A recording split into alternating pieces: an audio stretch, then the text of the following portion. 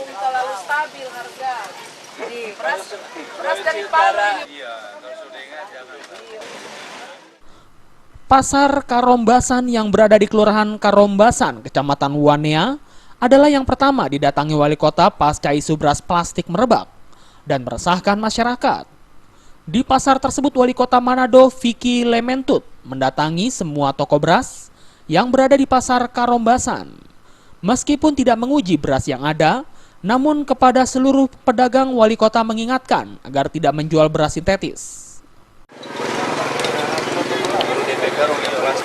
Sementara itu, Emma, pedagang beras, memastikan mereka tidak menjual beras plastik karena kebanyakan beras yang masuk berasal dari beberapa kabupaten dan kota yang berada di Sulawesi Utara.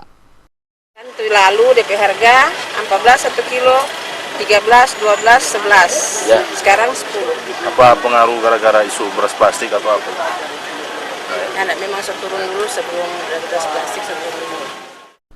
Emma menambahkan, meskipun saat ini harga beras terjadi penurunan harga, namun bukan akibat dipengaruhi oleh isu beras plastik, melainkan panen yang berlimpah, sehingga stok yang ada banyak.